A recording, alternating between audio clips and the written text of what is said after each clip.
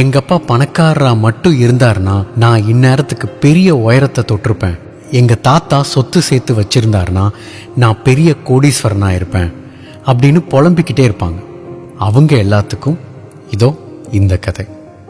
ரொம்ப வருஷத்துக்கு முன்னாடி ஒரு கிராமத்துல ஒரு பையன் அவங்க அப்பா கிட்ட கேட்டிருக்கான், அப்பா சிறந்ததுன்னா என்ன? எதை வச்சு ஒரு விஷயத்த சிறந்தது அப்படின்னு சொல்றாங்க? நான் நிறைய புக் படிக்கும்போது இவர் சிறந்த மன்னர், இது சிறந்த இடம், இது சிறந்த புக் அப்படியெல்லாம் போட்டிருக்கு. சிறந்ததுங்கிறத எப்படி கண்டுபிடிக்கிறது? நான் சிறந்தவனா ஆகணும்னா என்ன பண்ணணும் அப்படின்னு கேட்டிருக்கான்.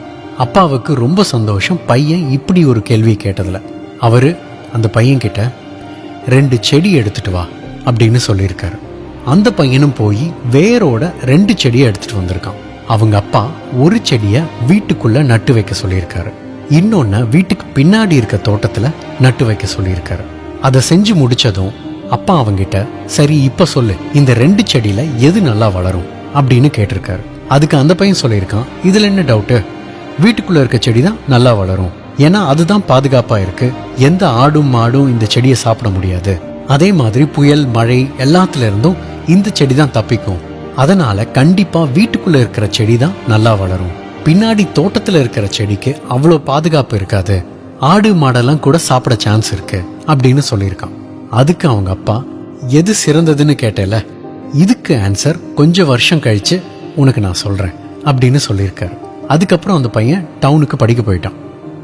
ரொம்ப வருஷம் கழிச்சு வீட்டுக்குள்ள வந்தவன் வீட்டுக்குள்ள இருந்த செடி நல்லா பெருசா வளர்ந்து இருக்கிறத பார்த்து அவங்க அப்பா கிட்ட சொல்லியிருக்கான், நான் தான் சொன்னேன்ல இந்த செடி தான் பெருசா வளரும் அப்படின்னு, இப்ப பாருங்க நான் சொன்ன மாதிரியே இது பெருசா வளர்ந்து இருக்கு அப்படின்னு சொல்லியிருக்கான்.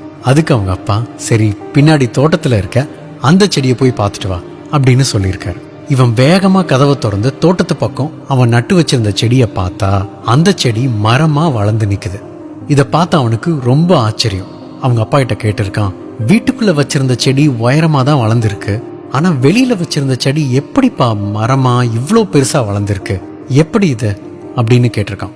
அதுக்கு அவங்க அப்பா சொல்லியிருக்காரு, வீட்டுக்குள்ள வச்ச செடி பத்திரமா பாதுகாப்பா தான் இருந்திருக்கு, ஆனா வெளியில வச்ச செடி பல மழை புயல் எல்லாம் பார்த்திருக்கு, நல்ல சூரிய ஒளி அதுல பட்டிருக்கு, பல கஷ்டத்தையும் சந்திச்சிருக்கு, அதனாலதான் இன்னைக்கு இது இவ்வளோ பெரிய மரமா வளர்ந்துருக்கு.